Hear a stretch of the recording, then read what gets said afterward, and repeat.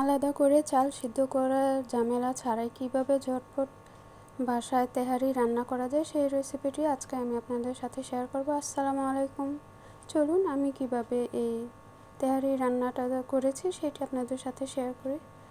তো এখানে আমি তেহারি রান্না করার জন্য প্যানে তেল দিয়েছি হাফ কাপ পরিমাণ, আর এখানে 1 কাপ পেঁয়াজ কুচি দিয়ে পেস্টটাকে একটু বেরেস্তা করে নিয়েছি। এখান থেকে আমি অর্ধেকটা উঠিয়ে রাখবো আর বাকি অর্ধেকটা দিয়ে আমি রান্নাটা করে নেব।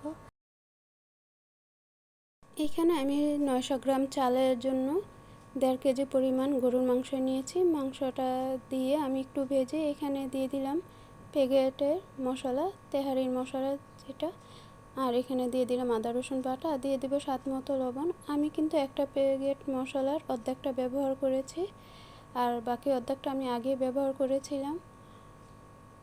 তো এই সব কিছু ভালোভাবে মিশিয়ে আমি একটু ঢাকনা দিয়ে ঢেকে রাখবো, আর কিছুক্ষণ পর আমি সব কিছু আবার আরেকবার নেড়ে দেব, দিয়ে এটাকে ঢাকনা দিয়ে ঢেকে এবার রেখে দেব 30 মিনিটের জন্য। 30 মিনিট পর মাংসটা কিন্তু প্রায় অনেকটাই সিদ্ধ হয়ে গিয়েছে। এবার আমি একটু নেড়ে এতে দিয়ে দেব পরিমাণ মতো পানি।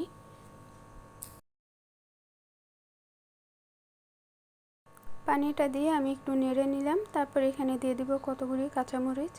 তারপর এটাকে ঢাকনা দিয়ে ঢেকে আমি আরও প্রায় 20 থেকে 25 মিনিট এটাকে রান্না করে নিয়েছি।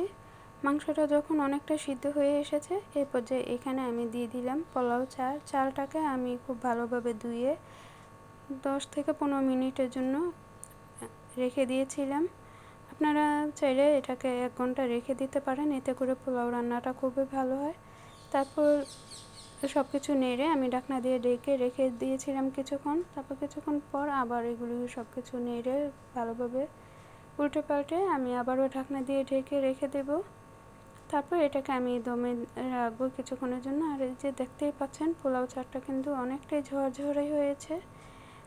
তো আমি আরও 10-15 মিনিট এভাবে ঢাকনা দিয়ে ঢেকে রেখেছিলাম। এবার এখানে আমি দিয়ে দিলাম গুঁড়া দুধ। এখানে 2 টেবিল চামচ পরিমাণ দিয়েছি, আর দিয়ে দিলাম ঘিটা 1 টেবিল চামচ পরিমাণ দিয়েছি, আর এখানে দিয়ে দিলাম কেওড়া জল দিয়ে সব কিছু আবার খুব ভালোভাবে মিশিয়ে আবারও ঢাকনা দিয়ে ঢেকে দমে রেখে দেব 10 মিনিটের জন্য। আর দেখুন কতটা ঝরঝরে হয়েছে চালটা। আমি এইভাবেই রান্না করি বাসায়, তাই আপনাদের সাথেও ভিডিওটি শেয়ার করলাম। যদি ভিডিওটি ভালো লাগে অবশ্যই একটি লাইক এবং কমেন্ট করবেন, আর বেশি ভালো লাগে আমার পাশে থেকে যাবেন। তেহারি রান্নাটা কমপ্লিট হয়ে গিয়েছে। এবার আমি চুলাটা বন্ধ করে দিয়ে একটি সার্ভিং বলে এটাকে পরিবেশন করে নেব।